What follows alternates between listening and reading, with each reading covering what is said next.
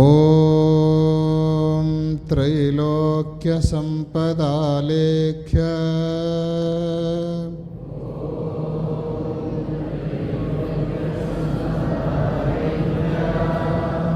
ಸಮುಲ್ಲೇಖನ ಭಿತ್ತಯೇ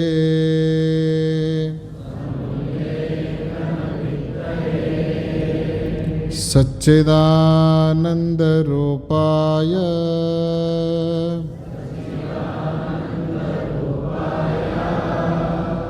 ಶಿವಾಯ ಬ್ರಹ್ಮಣೇ ನಮಃ.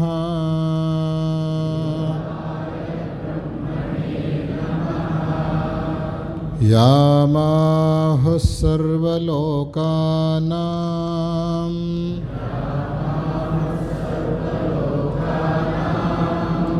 ಪ್ರಕೃತಿಂ ಶಾಸ್ತ್ರಪಾರಗಾಃ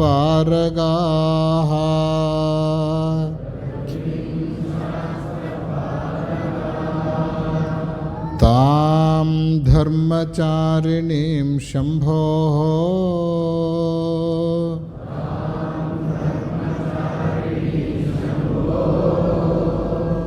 ಪ್ರಣಮಾಮಿ ಪರಾಂ ಶಿವಾಂ.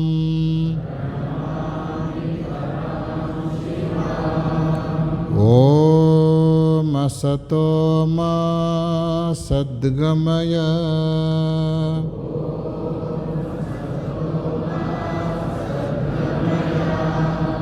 ತಮಸೋ ಮಾ ಜ್ಯೋತಿರ್ಗಮಯ.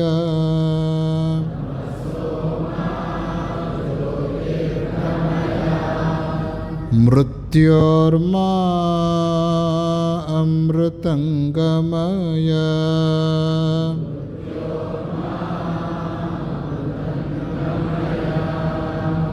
ಓಂ ಶಾಂತಿ ಶಾಂತಿ ಶಾಂತಿ.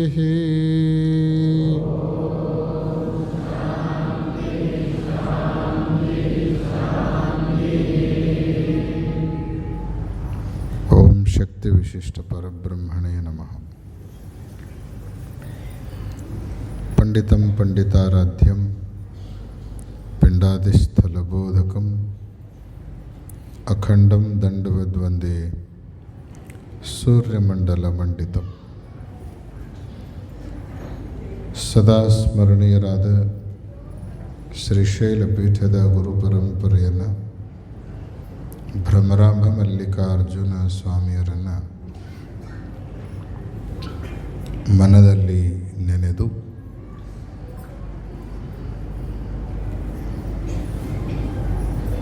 ಆಷಾಢ ಮಾಸದ ಪ್ರಯುಕ್ತ ಭತ್ತದ ನಾಡು, ಭಕ್ತಿಯ ನಾಡು ಶಿರಗುಪ್ಪ ನಗರದಲ್ಲಿ ಜರುಗಿಕೊಂಡು ಬರುತ್ತಿರುವ ಶ್ರೀಶೈಲ ಜಗದ್ಗುರುಗಳ ಇಷ್ಟಲಿಂಗ ಮಹಾಪೂಜೆ, ಶ್ರೀ ಸಿದ್ಧಾಂತ ಶಿಖಾಮಣಿ ಆಧ್ಯಾತ್ಮಿಕ ಆಶೀರ್ವಚನ ಕಾರ್ಯಕ್ರಮದ ಇಂದಿನ ಧರ್ಮ ಸಮಾರಂಭದಲ್ಲಿ ನಿಮ್ಮೆಲ್ಲರಿಗೆ ಅಮೂಲ್ಯವಾದ ಧರ್ಮ ಸಂದೇಶವನ್ನು, ಪ್ರಾಸ್ತಾವಿಕ ನುಡಿಗಳನ್ನು ಎಲ್ಲಿಯವರೆಗೆ ಉಪದೇಶ ಮಾಡಿರುವಂತಹ ಖ್ಯಾತ ವಿದ್ವಾಂಸರು, ವಾಗ್ಮಿಗಳು ಆದ ಶಿವಗಂಗೆಯ ಶ್ರೀಗಳವರೇ, ಅದಕ್ಕಿಂತ ಪೂರ್ವದಲ್ಲಿ ಅದ್ಭುತವಾದ ಧರ್ಮ ಸಂದೇಶವನ್ನು ನೀಡಿರುವಂತಹ, ಈ ಭಾಗದಲ್ಲಿಯೇ ತಮ್ಮ ವಿಶಿಷ್ಟ ಚಿಂತನೆ ಮತ್ತು ವಾಕ್ಚಾತುರ್ಯಕ್ಕೆ ಹೆಸರು ಮಾಡಿರುವಂತಹ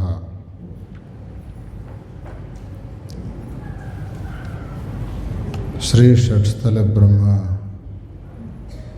ವಾಮದೇವ ಶಿವಾಚಾರ್ಯ ಶ್ರೀಗಳವರೇ, ಮಾರ್ಗದರ್ಶಕರಾಗಿ ಉಪಸ್ಥಿತರಿರುವಂತಹ ಹರಗಣಿರೋಣಿಯ ಶ್ರೀಗಳವರೇ, ಮತ್ತೂರಿನ ಶ್ರೀಗಳವರೇ, ರೌಡ್ಕುಂದಿಯ ಶ್ರೀಗಳವರೇ, ಬಸವ ಭೂಷಣ ಶ್ರೀಗಳವರೇ, ಅಚ್ಚೋಳಿಯ ಶ್ರೀಗಳು ಶರಣರೇ, ನೀಲಗಲ್ಲದ ಶ್ರೀಗಳವರೇ, ವೇದಿಕೆಯ ಮೇಲೆ ಉಪಸ್ಥಿತರಿರುವ ಹಂತಾಪುರದ ಶರಣರನ್ನು ಮೊದಲುಗೊಂಡು ಎಲ್ಲ ಗಣ್ಯರೇ, ಮಾನ್ಯರೇ, ಇದೀಗ ತಾನೇ ಗುರುರಕ್ಷೆಯನ್ನು ಪಡೆದುಕೊಂಡಿರುವಂತಹ ಗಣಿ ಉದ್ಯಮಿಗಳಾದ ಜಯಲಕ್ಷ್ಮಿ ರವಿ ಹೆಗಡೆ ಅವರೇ, ಸಂಗೀತ ಕಲಾ ಬಳಗವೇ, ಮಾಧ್ಯಮದ ಪ್ರತಿನಿಧಿಗಳವರೇ, ಉಪಸ್ಥಿತರಿರುವ ನಗರದ ಎಲ್ಲ ಗಣ್ಯರೇ, ಮಾನ್ಯರೇ, ನೆರೆದಿರುವ ಸಮಸ್ತ ಸದ್ಭಕ್ತ ಮಹಾಜನಗಳೇ, ವಾತ್ಸಲ್ಯ ಮೂರ್ತಿಗಳಾದ ಮಾತೆಯರೇ ಹಾಗೂ ಮುದ್ದು ಮಕ್ಕಳೇ,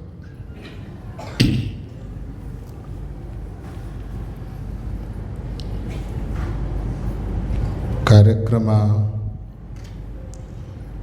ದಿನದಿಂದ ದಿನಕ್ಕೆ, ವರ್ಷದಿಂದ ವರ್ಷಕ್ಕೆ ಹುಣ್ಣಿಮೆಯ ಚಂದ್ರರಂತೆ ಬೆಳೀತಾ ಇರೋದನ್ನು ನೋಡಿ ಜಗದ್ಗುರುಗಳವರಿಗೆ ಬಹಳಷ್ಟು ಸಂತೋಷ ಮತ್ತು ಸಮಾಧಾನ ಅನ್ನಿಸ್ತಾ ಇದೆ.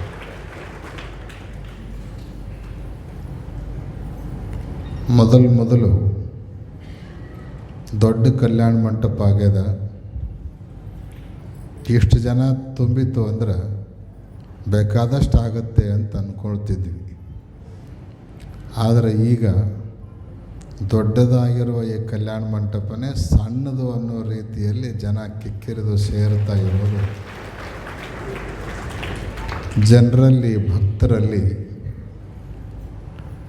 ಈ ಭವನ ಕಟ್ಟೋದಕ್ಕಿಂತಲೂ ಧಾರ್ಮಿಕ ಭಾವನೆಯನ್ನು ಕಟ್ತಾ ಇದ್ದೀವಲ್ಲ, ಅದು ಬಹಳ ದೊಡ್ಡ ಭವನ ಅನ್ನುವಂತಹ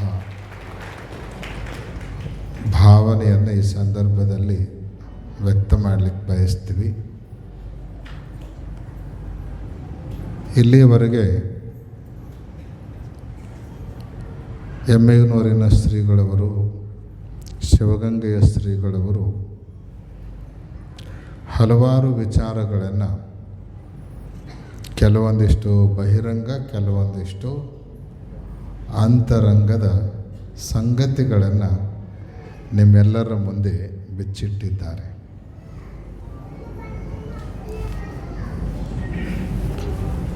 ಪರಮಾತ್ಮ ಎಲ್ಲವನ್ನ ಸೃಷ್ಟಿ ಮಾಡಿದ.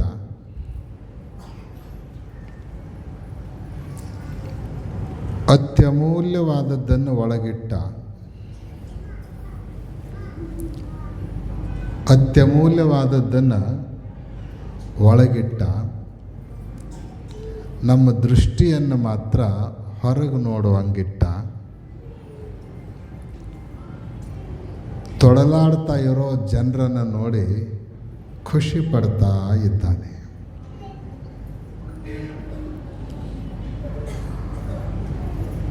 ಸೂಕ್ಷ್ಮವಾಗಿ ವಿಚಾರ ಮಾಡಿದರೆ ಪ್ರಪಂಚದ ಅತ್ಯಮೂಲ್ಯವಾದ ಸಂಗತಿಗಳೆಲ್ಲ ಎಲ್ಲಿ ಅದಾವಂದ್ರೆ ಒಳಗಡೆ ಅದಾವ. ಹೊರಗೂ ಅದಾವ, ಇಲ್ಲಂತಲ್ಲ. ಹೊರಗಿನಗಿಂತಲೂ ಅಮೂಲ್ಯವಾದ ಸಂಗತಿಗಳು ನಮ್ಮ ಒಳಗೆ ಅದಾವ. ನಿಜಗುಣ ಶಿವಯೋಗಿಗಳ ಪ್ರಶ್ನೆ ಮಾಡ್ತಾರೆ, ತನುವಿದ ನುಳಿದಿಂದ್ರಜಾಲ ದಾಟಗಳುಂಟೆ ಅಂತ. ಈ ದೇಹವನ್ನು ಹೊರತುಪಡಿಸಿದರೆ ಇದಕ್ಕಿಂತಲೂ ಮಿಗಿಲಾಗಿರುವಂತಹ ಇಂದ್ರಜಾಲದ ಆಟ ಎಲ್ಲರ ಅದಾವೇನು ಅಂತ ಕೇಳಿದರೆ ಇರಲಿಕ್ಕೆ ಸಾಧ್ಯ ಇಲ್ಲ ಅಂತ ಅವರು ಉದ್ಗಾರ ತೆಗಿತಾರೆ. ಎಲ್ಲ ಇರೋದು ನಮ್ಮ ಒಳಗೆ. ಆದರೆ ಪರಮಾತ್ಮ ಏನು ಮಾಡ್ಯಾನಂದ್ರೆ ನಮ್ಮ ದೃಷ್ಟಿಯನ್ನು ಮಾತ್ರ ಒಳಗೆ ನೋಡಕ್ಕೆ ಬರಲಾರ್ದಂಗೆ ಮಾಡಿ ಹೊರಗೆ ನೋಡಕ್ಕೆ ಬರುವಂಗೆ ಮಾಡಿ ಇಟ್ಬಿಟ್ಟಾನೆ. ಪರಾಂಚಿ ಖಾನಿ ವ್ಯತೃಣತ್ ಸ್ವಯಂಭೂ ತಸ್ಮಾತ್ ಪರಾಂಗ್ ಪಶ್ಯತಿ ನಾಂತರಾತ್ಮನ್. ಉಪನಿಷತ್ತುಗಳು ಹೇಳ್ಕೊಂಡು ಬರ್ತಾವ. ಖಾನಿ ಅಂದರೆ ಇಂದ್ರಿಯಗಳು, ಪರಾಂಚಿ ಹೊರಗೆ ನೋಡ್ತಾವ, ಕಣ್ಣು ಹೊರಗೆ ನೋಡ್ತದ, ಕಿವಿ ಹೊರಗೆ ಕೇಳ್ತದ, ಮೂಗ ಹೊರಗಿಂದನ ಆಘ್ರಾಣಿಸ್ತದ, ಮೂಸು ನೋಡ್ತದ. ಅಕಸ್ಮಾತ್ ಒಳಗಿಂದ ನೋಡೋ ಶಕ್ತಿ ಈ ಮೂಗಿತ್ತು ಅಂದ್ರೆ ಮೂಗು ಮುಚ್ಕೊಂಡ ತಿರುಗಾಡ್ಬೇಕಾಕಿತ್ತು. ನಾವು ಮೂಗು ಮುಚ್ಕೊಂಡ ತಿರುಗಾಡ್ಬೇಕಾಕಿತ್ತು. ಚರ್ಮ ಹೊರಗಿಂದನೇ ಸ್ಪರ್ಶ ಅನುಭವಿಸ್ತದ, ಒಳಗಿಂದ ಅನುಭವಿಸೋ ಶಕ್ತಿ ಇಲ್ಲ. ನಮ್ಮ ಎಲ್ಲ ಇಂದ್ರಿಯಗಳು ಕೂಡ ಬಹಿರ್ಮುಖವಾಗಿದಾವೆ, ಹೊರಗೆ ಹರಿತಾವ, ಹೊರಗೆ ನೋಡ್ತಾವ. ಆದರೆ ಅಮೂಲ್ಯವಾದದ್ದೆಲ್ಲ ಎಲ್ಲದ ಅಂದ್ರೆ ಒಳಗೈತಿ. ಇದ್ದದ್ದು ಒಳಗೆ, ನೋಡೋದು ಹೊರಗೆ. ಹೀಗಾಗಿ ಮನುಷ್ಯ ಏನನ್ನಾದರೂ ಹೊಸದನ್ನು ಪಡ್ಕೋಬೇಕು ಅಂದರೆ ಹೊರಗಿನಿಂದನೇ ಪಡ್ಕೋಬೇಕು ಅಂತ ನಿರಂತರ ಪ್ರಯತ್ನವನ್ನು ಮಾಡ್ತಾ ಇರ್ತಾನೆ. ಕಾರಣ ಏನು ಅಂದರೆ ಕಾಣೋದೆಲ್ಲ ಹೊರಗೆ ಕಾಣಿಸ್ತಿರ್ತದೆ ಇವನಿಗೆ. ಒಳಗೆ ಕಾಣೋದೇ ಇಲ್ಲ ಅಂದಮೇಲೆ ಪಡ್ಕೊಳ್ಳೋದು ದೂರದ ಮಾತು. ಎಲ್ಲಿ ಕಾಣಿಸ್ತದೋ ಅಲ್ಲೇ ಸಹಜವಾಗಿ ಮನಸ್ಸು ಹರಿತಿರ್ತದೆ, ಅಲ್ಲೇ ಮನಸ್ಸು ಹೋಗ್ತಿರ್ತದೆ, ಅಲ್ಲೇ ಇಂದ್ರಿಯಗಳು ಹೋಗ್ತಿರ್ತಾವೆ.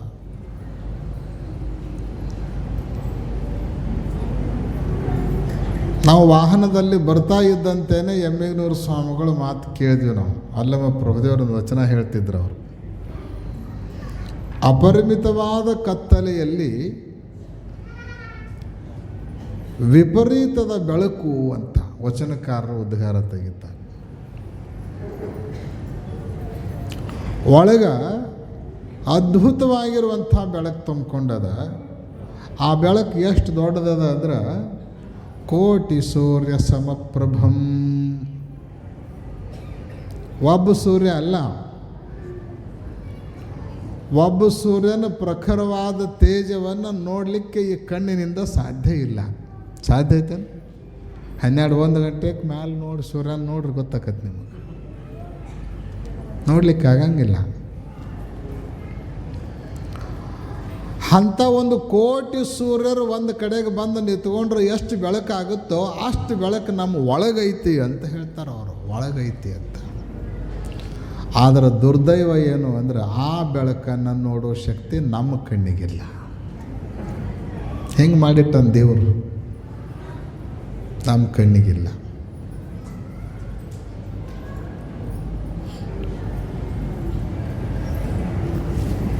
ಒಬ್ಬ ಕಳ್ಳ ರೈಲ್ವೆ ಹತ್ಕೊಂಡು ಹೋಗ್ತಿದ್ದಂತ.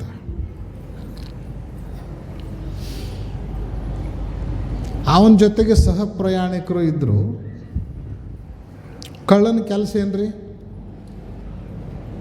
ಕಳ್ಳತನ ಮಾಡೋದು.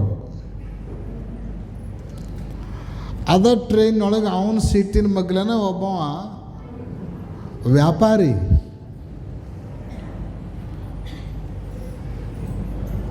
ವ್ಯಾಪಾರ ಮಾಡಿ ದುಡ್ಡು ಸಂಪಾದನೆ ಮಾಡಿಕೊಂಡು ಆ ದುಡ್ಡನ್ನು ಊರಿಗೆ ತೊಗೊಂಡು ಹೋಗ್ತಿದ್ದ. ಈ ಸುದ್ದಿ ಕಳ್ಳಗೆ ಗೊತ್ತಾಗಿ ಟ್ರೈನ್ನೊಳಗನ ಇದನ್ನು ಉಡಾಯಿಸಿಬಿಡಬೇಕು ಅಂತ ಪ್ಲ್ಯಾನ್ ಹಾಕ್ಕೊಂಡು ಅವನು ಆ ಟ್ರೈನ್ ಹತ್ತಿದ್ದ.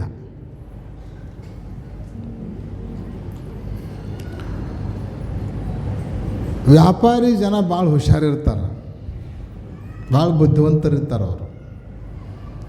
ಯಾವ ಮನುಷ್ಯ ಹೆಂಗೆ, ಇವನ ಸ್ವಭಾವ ಹೆಂಗೆ, ಇವ ಯಾಕೆ ಬಂದಾನ, ಎಲ್ಲ ಅವನ ಮುಖ ನೋಡಿದ ಕೂಡಲೇ ತೂಗಿ ಅಳೆಯೋ ಶಕ್ತಿ ಇರ್ತೈತೆ ಅವರಿಗೆ.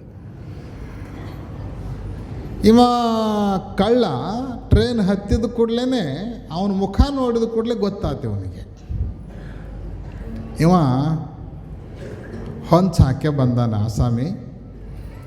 ನಾನೊಂದು ಸ್ವಲ್ಪ ಎಚ್ಚರ ತಪ್ಪಿದ್ನಿ ಅಂದ್ರೆ ನಂದೆಲ್ಲ ನನಗೆ ಗೊತ್ತಾಗಲಾರ್ದಂಗೆ ತೊಗೊಂಡು ಹೋಗ್ತಾನ. ನಾನು ವ್ಯಾಪಾರ ಮಾಡಿ ತಂದದ್ದು ಅವನಿಗೆ ಸಿಗಲಾರ್ದಂಗೆ ಇಡಬೇಕು ಅಂತ ಪ್ಲ್ಯಾನ್ ಮಾಡ್ಕೊಂಡ. ಅವ ಎಷ್ಟು ಹುಡುಕಾಡಿದ್ರು ಸಿಗಬಾರ್ದು, ಅಲ್ಲೇ ಇಡಬೇಕು ಅಂತ ಪ್ಲ್ಯಾನ್ ಮಾಡಿದ.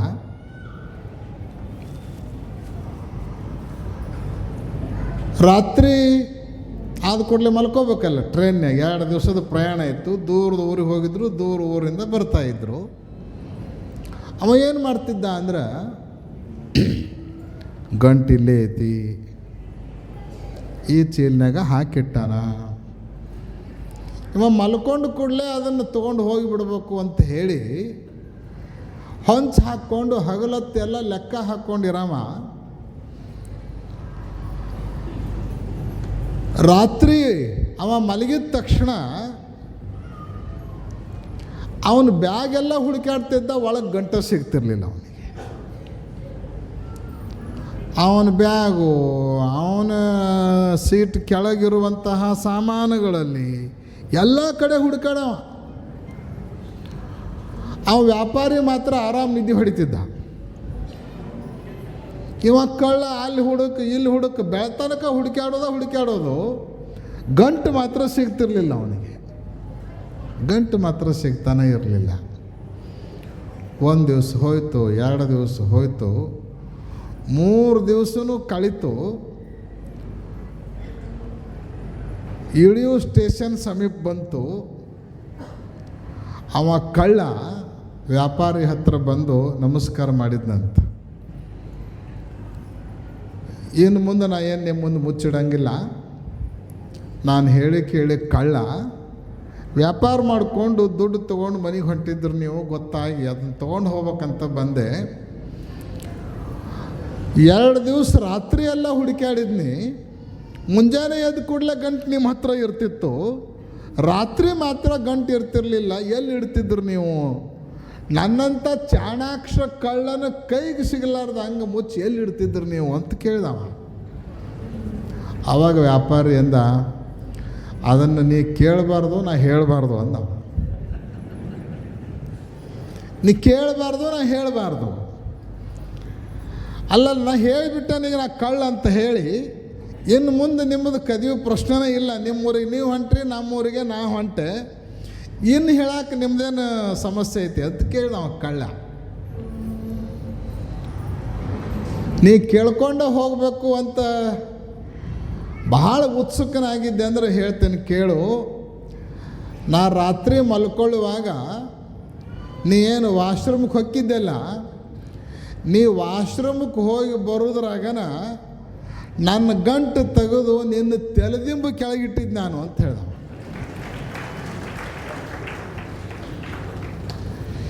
ಇವ ತನ್ನ ಜಾಗ ಬಿಟ್ಟು ಬರೀ ಅವನ ಹುಡುಕ್ಯಾಡವ. ಯಾಕಂದ್ರೆ ಇವನ್ ತೆಲಿಮಿವ್ರ ಪ್ರಶ್ನೆ ಇಲ್ಲಲ್ಲ, ಅವನ ಗಂಟು ಇವನ್ ತೆಲಿಮಿಗೆ ಹೆಂಗೆ ಬರ್ತದೆ ಅಂತ. ಅವ ಏನು ಮಾಡ್ತಿದ್ದ ಅಂದ್ರೆ ಅವನ ಬ್ಯಾಗು, ಅವನ ತೆಲ್ದಿಂಬು, ಅವನ ಮತ್ತೊಂದು ಸಾಮಾನು, ಇನ್ನೊಂದು ಸಾಮಾನು ಎಲ್ಲ ಚೆಕ್ ಮಾಡವ. ಆಮೇಲೆ ಹುಡುಕಿ ಬ್ಯಾಸತ್ತು, ಇದೇನು ಕೈಗೆ ಸಿಗಲಿಲ್ಲ ಅಂತ ತಿಳ್ಕೊಂಡು ಮತ್ತೆ ಮುಂಜಾನೆ ಎದ್ದು ಅವ ವಾಶ್ರೂಮ್ಗೆ ಹೋಗ್ಬೇಕು, ಹಗುರ್ಕ ತಕೊಂಡು ಚೀಲಾಗಿ ಇಟ್ಕೊಳ್ಳೋ ವ್ಯಾಪಾರಿ ಮನುಷ್ಯ.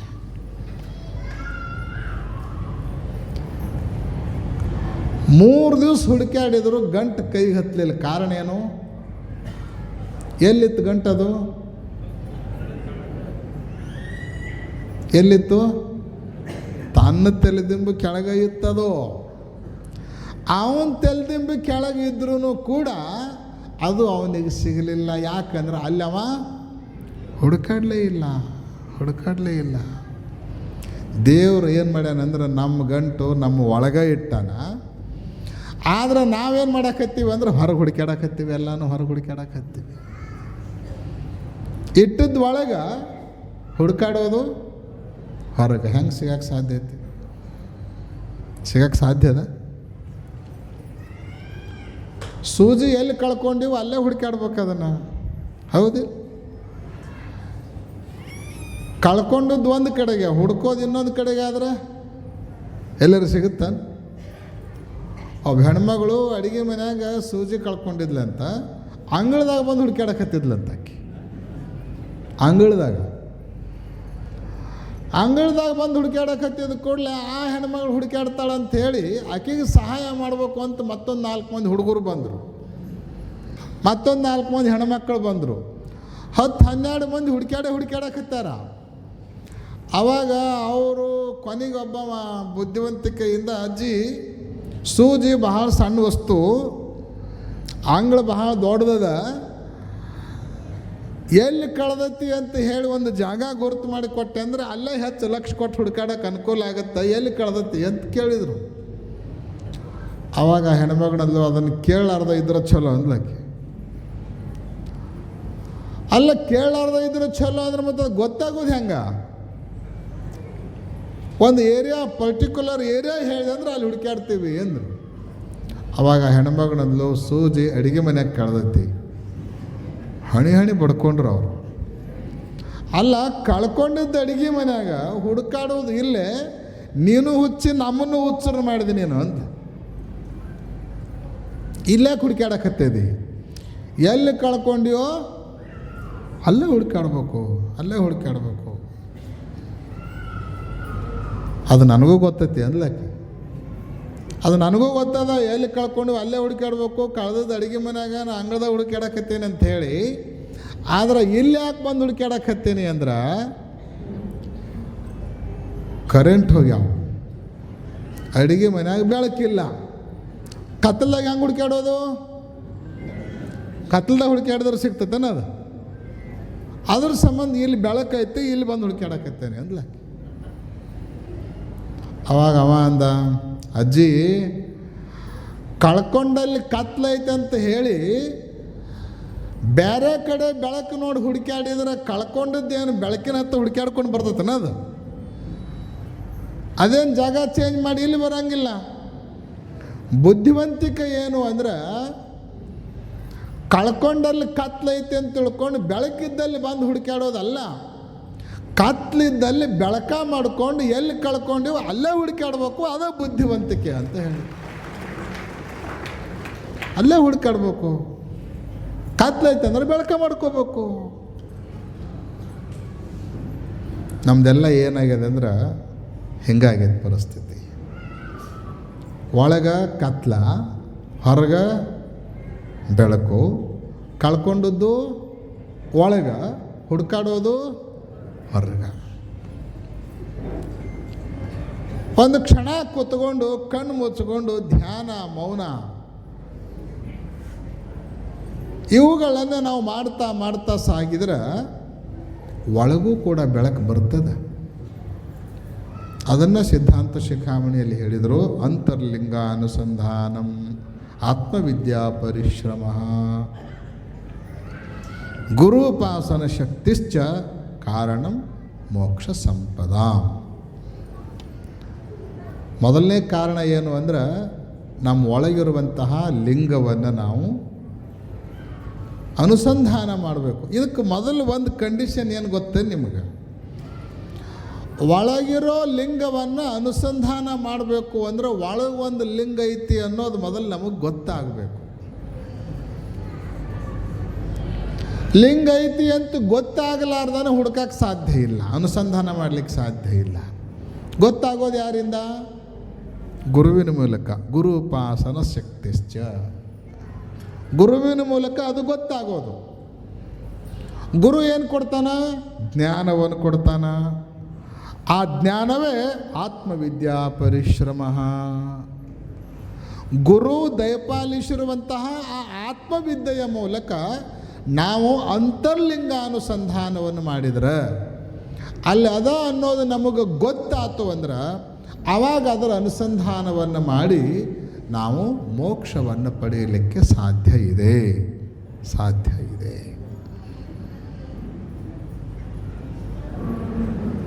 3 ಪ್ರಕಾರದ ಬೆಳಕಿರ್ತಾವಂತ ಉಪನಿಷತ್ಕಾರರು ಹೇಳ್ಕೊಂಡು ಬರ್ತಾರೆ. ಒಂದು ಭೌತಿಕವಾಗಿರುವಂಥ ಬೆಳಕು, ಸೂರ್ಯ, ಚಂದ್ರ, ವಿದ್ಯುತ್ ದೀಪ, ನಕ್ಷತ್ರ, ಇವೆಲ್ಲ ಭೌತಿಕವಾಗಿರುವಂಥ ಬೆಳಕನ್ನು ಕೊಡುವ ಸಂಗತಿಗಳು.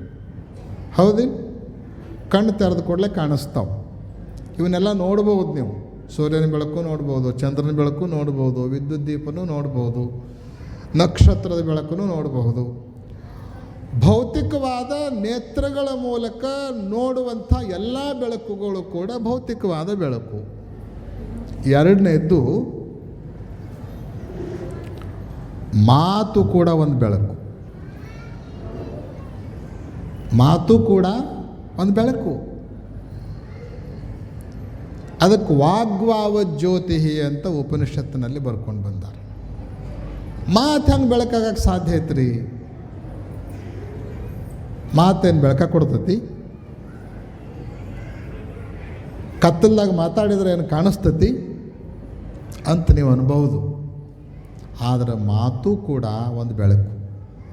ನಿಮಗೆ ಉದಾಹರಣೆ ಹೇಳಬೇಕು ಅಂದರೆ, ನೀವು ಕಾರ್ಯಕ್ರಮ ಮುಗಿಸಿ ಪ್ರಸಾದ ಮಾಡ್ಕೊಂಡು ಮನೆಗೆ ಹೋಗ್ತಿರಲ್ಲ, ಹೋಗೋ ಕಾಲಕ್ಕೆ ದಾರಿ ಚೆನ್ನಾಗಿ ಕಾಣಬೇಕಾಗಿತ್ತು ಅಂದರೆ ಏನಿರಬೇಕು?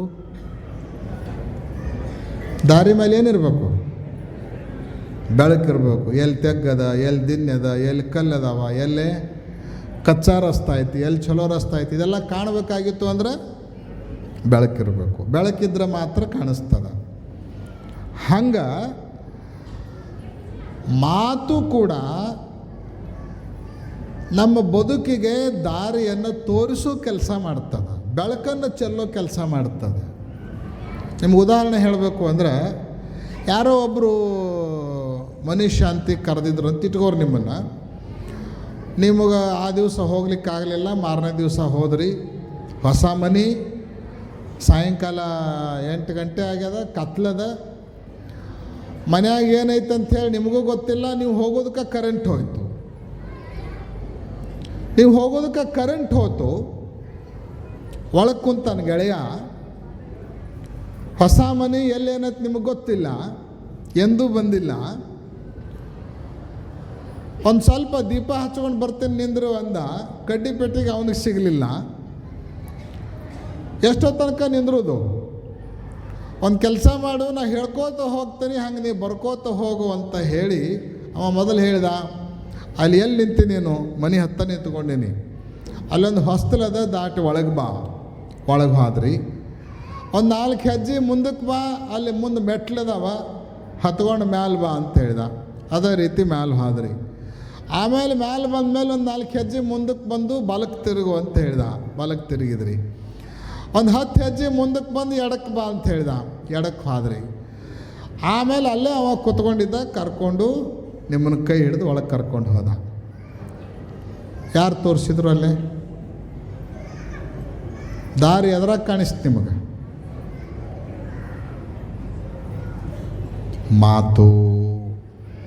ಮಾತು ಕೂಡ ಬೆಳಕಿನ ಕೆಲಸ ಮಾಡ್ತದ, ದಾರಿ ತೋರೋ ಕೆಲಸ ಮಾಡ್ತದೆ. ಅದಕ್ಕೆ ವಚನಕಾರರು ಕೂಡ ಮಾತೆಂಬುದು ಜ್ಯೋತಿರ್ಲಿಂಗ. ಅಲ್ಲಮ್ಮ ಪ್ರಭುದೇವರು ಹೇಳ್ತಾರಲ್ಲ, ಮಾತು ಕೂಡ ಜ್ಯೋತಿರ್ಲಿಂಗ ಆಗ್ತದೆ. ಇದು 2ನೇ ಬೆಳಕು. ಇನ್ನೂ ಒಳಗೊಂದು ಬೆಳಕದ, ಅದಕ್ಕೆ ಆತ್ಮ ಅಂತ ಕರ್ಕೊಂಡು ಬರ್ತಾರೆ. ನ ತತ್ರ ಸೂರ್ಯೋ ಭಾತಿ ನ ಚಂದ್ರ ತಾರಕಂ. ನೀವು ರಾತ್ರಿ ಮಲ್ಕೊಂಡಿರಿ, ಕನಸು ಬಿತ್ತು. ಕನಸಿನೊಳಗೆ ಸಿರುಗುಪ್ಪದ ಮಾರ್ಕೆಟ್ ಎಲ್ಲ ತಿರುಗಾಡಿ ಬಂದ್ರಿ.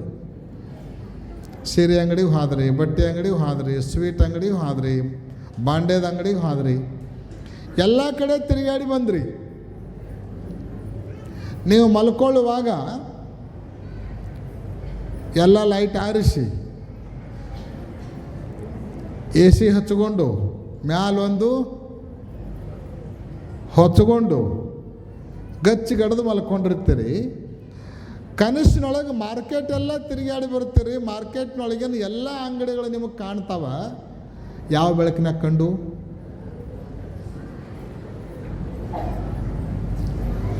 ನ ತತ್ರ ಸೂರ್ಯೋ ಭಾತಿ ನ ಚಂದ್ರ ತಾರಕಂ ನೇಮ ವಿದ್ಯುತೋ ಭಾಂತಿ ಕುತೋಯಮಗ್ನಿ. ಉಪನಿಷತ್ಕಾರರ ಪ್ರಶ್ನೆ ಮಾಡ್ತಾರೆ, ಅಲ್ಲೇ ಸೂರ್ಯ ಇಲ್ಲ, ಅಲ್ಲೇ ಚಂದ್ರ ಇಲ್ಲ, ಅಲ್ಲೇ ನಕ್ಷತ್ರಗಳಿಲ್ಲ, ವಿದ್ಯುತ್ ದೀಪನೂ ಆರಿ ಹೋಗಿಬಿಟ್ಟವ. ಆದರೂ ಕೂಡ ಕನಸಿನೊಳಗೆ ವಸ್ತುಗಳು ಕಾಣ್ತಾವಲ್ಲ, ಯಾವ ಬೆಳಕಿನಾಗ ಕಾಣಿಸ್ತವೆ? ಯಾವ ಬೆಳಕಿನಾಗ ಕಾಣಿಸ್ತವೆ? ತಮೇವ ಭಾಂತಮನುಭಾತಿ ಸರ್ವಂ ತಸ್ಯ ಭಾಷಾ ಸರ್ವಮಿದಂ ವಿಭಾತಿ. ಅದು ಬೇರೆ ಯಾವ ಬೆಳಕೂ ಅಲ್ಲ, ನಿನ್ನ ಆತ್ಮದ ಬೆಳಕು. ಆ ಬೆಳಕಿನೊಳಗನ ಕನಸಿನ ಎಲ್ಲ ಪ್ರಪಂಚ ಕಾಣಿಸ್ತದ. ಆ ಬೆಳಕು ಇದ್ರೇ ಉಳಿದೆಲ್ಲ ಬೆಳಕುಗಳು ಕೆಲಸ ಮಾಡ್ತಾವೆ. ಆ ಬೆಳಕು ಹೋತು ಅಂದರೆ ಯಾವ ಬೆಳಕು ಇಲ್ದಂಗೆ ಆಗಿಬಿಡ್ತದೆ, ಯಾವ ಬೆಳಕು ಇಲ್ದಂಗೆ ಆಗ್ತದೆ. ಮಾತಾಡಿದ್ದು ಕೇಳಬೇಕು ಅಂದರೆ ಒಳಗಿನ ಬೆಳಕು ಬೇಕು. ಹೊರಗಿದ್ದು ಸೂರ್ಯನ ಬೆಳಕು ನೋಡಬೇಕು ಅಂದರೆ ಒಳಗೆ ಬೆಳಕಿದ್ರೆ ಚಲೋ. ಒಳಗೆ ನಾವು ಹಾದ ಅಂದ್ರೆ ನೀವು 100 ದೀಪ ತಂದು ಮುಂದಿಡ್ರಿ, ಕಾಣಿಸ್ತತೇನೆ ಅವನಿಗೆ? ಕಾಣಿಸ್ತದೆ? ಕಾಣಂಗಿಲ್ಲ. ಕಣ್ಣು ಹಂಗೆ ಇರ್ತೈತಿ, ನೆನಪಿಟ್ಕೋರಿ. ಕಣ್ಣಿಗೆ ಏನಾಗಿರಂಗಿಲ್ಲ.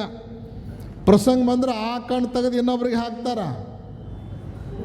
ಆದ್ರೆ ಆ ಕಣ್ಣಿನ ಮೂಲಕ ನೋಡುವ ಒಳಗೊಬ್ಬ ಅದಾನಲ್ಲ, ಆ ಒಳಗಿನ ಬೆಳಕು ಹೋಗಿ ಬಿಟ್ಟಿರ್ತದೆ. ಕಣ್ಣು ಇದ್ರೂ ಕೂಡ ಕಾಣೋದಿಲ್ಲ, ಯಾಕಂದ್ರೆ ನೋಡೋವನೇ ಇಲ್ಲಲ್ಲ, ನೋಡೋವನೇ ಇಲ್ಲ. ಅದಕ್ಕೆ ಆತ್ಮಜ್ಯೋತಿ ಅದು 3ನೇ ಬೆಳಕು. ಇದೇ ಎಲ್ಲಕ್ಕಿಂತಲೂ ಮೂಲವಾಗಿರುವಂಥ ಬೆಳಕು. ಈ ಬೆಳಕಿತ್ತಂದ್ರೆ ಎಲ್ಲ ಬೆಳಕುಗಳು ಉಪಯೋಗಕ್ಕೆ ಬರ್ತವೆ. ಇದಿರಲಿಲ್ಲ ಅಂದರೆ ಯಾವ ಬೆಳಕು ಉಪಯೋಗಕ್ಕೆ ಬರಂಗಿಲ್ಲ. ಒಳಗಿನ ಆ ಬೆಳಕನ್ನೇ ವೀರಶೈವ ಸಿದ್ಧಾಂತದಲ್ಲಿ ಲಿಂಗ ಅಂತ ಕರೆದಿರೋದು. ಒಳಗಿನ ಆ ಬೆಳಕನ್ನೇ, ಅದು ಮೂಲಾಧಾರದಲ್ಲಿ ಬಂತು ಅಂದರೆ ಆಚಾರ ಲಿಂಗ, ಸ್ವಾಧಿಷ್ಠಾನ ಚಕ್ರದಲ್ಲಿ ಬಂತು ಅಂದರೆ ಗುರುಲಿಂಗ, ಮಣಿಪೂರಕ ಚಕ್ರದಲ್ಲಿ ಬಂತು ಅಂದರೆ ಶಿವಲಿಂಗ. ಹಿಂಗೆ ಒಂದೊಂದು ಚಕ್ರದಲ್ಲಿ ಹೊಳೆದಾಗ ಅದಕ್ಕೆ ಒಂದೊಂದು ಲಿಂಗ ಅಂತ ವೀರಶೈವ ಸಿದ್ಧಾಂತದಲ್ಲಿ ಹೆಸರಿಟ್ಟಾರ. ಆ ಲಿಂಗಗಳನ್ನು ಅನುಸಂಧಾನ ಮಾಡೋದರಿಂದ ಮೋಕ್ಷದ ಪ್ರಾಪ್ತಿ ಆಗ್ತದೆ, ಮೋಕ್ಷದ ಪ್ರಾಪ್ತಿ ಆಗ್ತದೆ ಅನ್ನುವಂಥದ್ದನ್ನು ಜಗದ್ಗುರು ರೇಣುಕ ಭಗವತ್ಪಾದರು ಉಪದೇಶ ಮಾಡಿದ್ದಾರೆ. ಆ ಬೆಳಕಿನ ಆ ಅಂತರ್ಲಿಂಗದ ಅನುಸಂಧಾನ ಮಾಡಬೇಕು ಅಂದ್ರೆ ಮೊದಲು ಏನು ಗೊತ್ತಾಗಬೇಕು ಅಂದ್ರೆ ಆ ಒಳಗೆ ಲಿಂಗ ಐತಿ ಅನ್ನೋದು ಗೊತ್ತಾಗಬೇಕು. ಗೊತ್ತಾಗಲಾರ್ದನ ಅನುಸಂಧಾನ ಮಾಡಲಿಕ್ಕೆ ಸಾಧ್ಯ ಆಗೋದಿಲ್ಲ. ಅದನ್ನು ಹೆಂಗೆ ಗೊತ್ತು ಮಾಡ್ಕೋಬೇಕು ಅನ್ನೋದನ್ನು ಮತ್ತು ನಾಳಿನ ದಿವಸ ನಾವೆಲ್ಲ ಚಿಂತನೆ ಮಾಡೋಣ. ಸಮಯ ಸಾಕಷ್ಟು ಆಗಿದೆ. ಇವತ್ತು ಎಮ್ಮಿಗನೂರಿನ ಶ್ರೀಗಳವರು ದೀರ್ಘವಾಗಿ ಅತ್ಯಮೂಲ್ಯವಾದ ವಿಚಾರಗಳನ್ನು ಪ್ರಸ್ತುತಪಡಿಸಿದ್ದಾರೆ.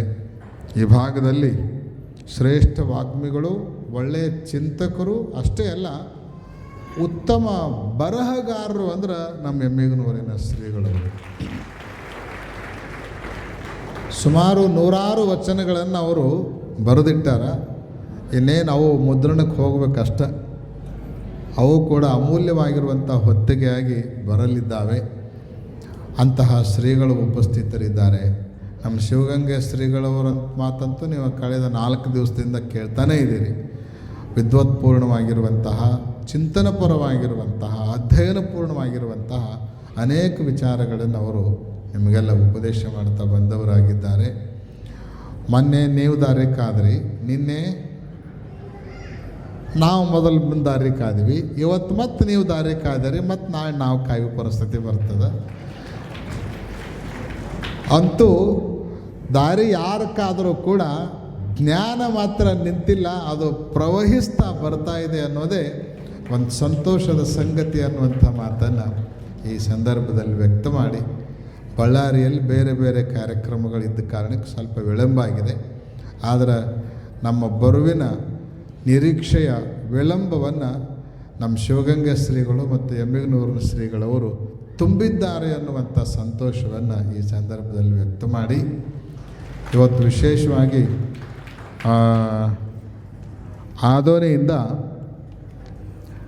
ಗಣಿ ಉದ್ಯಮಿಗಳಾಗಿರುವಂತಹ ಮಹಾಲಕ್ಷ್ಮಿ, ಏನು ಅವ್ರ ಹೆಸರು, ಜಯಲಕ್ಷ್ಮಿ ತಾಯಿಯವರು, ಅವರೆಲ್ಲ ಪರಿವಾರದವರು ಬಂದಿದ್ದಾರೆ. ಅವರಿಗೆ ಗುರುರಕ್ಷೆ ಕೂಡ ಆಗಿದೆ. ನಾವು ಗುಂತ್ಕಲ್ದಲ್ಲಿ ಭ್ರಮರಾಂಬ ಮಲ್ಲಿಕಾರ್ಜುನ ಸ್ವಾಮಿಯ ಒಂದು ಶಿಲಾ ದೇವಸ್ಥಾನವನ್ನು ನಿರ್ಮಾಣ ಮಾಡಲಿಕ್ಕೆ ಯೋಜನೆಯನ್ನು ಹಾಕ್ಕೊಂಡಿದ್ದೇವೆ. ಯಾಕೆ ಅಂದರೆ ಗುಂತ್ಕಲ್ ಅಂದರೆ ಬೇರೆ ಯಾವುದೂ ಅಲ್ಲ, ಶ್ರೀಶೈಲ ಪೀಠದ ಖಾಸಾ ಶಾಖಾ ಮಠ, ಅದು ಮೂಲ ಮಠ. ಯಾವಾಗ ಶ್ರೀಶೈಲಕ್ಕೆ ಇನ್ನೂ ರೋಡ್ ಆಗಿರಲಿಲ್ಲೋ, ಹೋಗಲಿಕ್ಕೆ ಬರಲಿಕ್ಕೆ ಅನುಕೂಲಕರವಾಗಿರುವಂಥ ವ್ಯವಸ್ಥೆ ಇರಲಿಲ್ಲವೋ ಆವಾಗ ಪೀಠದ ಜಗದ್ಗುರುಗಳು ಹೆಚ್ಚಿನ ಸಮಯವನ್ನು ಎಲ್ಲಿ ಕಳೀತಿದ್ರು ಅಂದ್ರೆ ಗುಂತ್ಕಲ್ಲದಲ್ಲೇ ಕಳೀತಾಯಿದ್ರು. ಅದಕ್ಕೆ ಶ್ರೀಶೈಲ ಪೀಠ ಶಾಶ್ವತವಾಗಿ ಎಲ್ಲಿರ್ತಿತ್ತು ಅಂದ್ರೆ ಪ್ರಾಯ ಗುಂತ್ಕಲ್ದಲ್ಲೇ ಇರ್ತಿತ್ತು. ಅದಕ್ಕೆ ಪೀಠ ಅಲ್ಲಿದೆ ಅಂದಮೇಲೆ ದೇವರು ಕೂಡ ಅಲ್ಲಿ ಬರಬೇಕು ಅನ್ನೋ ಉದ್ದೇಶವನ್ನು ಇಟ್ಕೊಂಡು ಭ್ರಮರಾಂಬ ಮಲ್ಲಿಕಾರ್ಜುನ ಸ್ವಾಮಿಯ ದೇವಸ್ಥಾನವನ್ನು ನಿರ್ಮಾಣ ಮಾಡುವಂತಹ ಒಂದು ಸಂಕಲ್ಪವನ್ನು ಮಾಡಿ ಆ ಕಾರ್ಯವನ್ನು ಇನ್ನೇನು ಕೆಲವೇ ದಿನಗಳಲ್ಲಿ ಕೈಗೆತ್ತಿಕೊಳ್ಳಲಾಗುತ್ತೆ.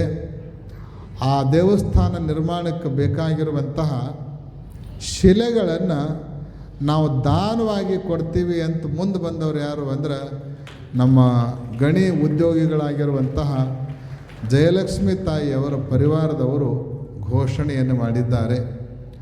ಅವರು ಕೊಡುವ ದಾನದಿಂದ ದೇವಾಲಯ ನಿರ್ಮಾಣ ಆಗುತ್ತೆ. ದೇವರು ಬಂದು ಅಲ್ಲಿ ನೆಲೆಸ್ತಾನೆ ಅಂದ್ರೆ ಅದು ಅವರ ಸೌಭಾಗ್ಯ, ಅವರ ಮಹದ್ಭಾಗ್ಯ ಅನ್ನುವಂಥ ಮಾತುಗಳನ್ನು ಈ ಸಂದರ್ಭದಲ್ಲಿ ವ್ಯಕ್ತ ಮಾಡಿ ಆ ಪರಿವಾರಕ್ಕೂ ಕೂಡ ವಿಶೇಷ ಸನ್ಮಂಗಲವನ್ನು ಈ ವೇದಿಕೆಯ ಮೂಲಕ ಹಾರೈಸ್ತಾ ಆಶೀರ್ವಚನದ ನಂತರ ನಮ್ಮ ಅನೇಕ ಈ ನಗರದ ಗಣ್ಯರು ಗುರುಗಳ ಮತ್ತು ಹಿರಿಯರ ತುಲಾಭಾರವನ್ನು ಮಾಡಬೇಕು ಅಂತ ಸಂಕಲ್ಪ ಮಾಡಿದ್ದಾರೆ.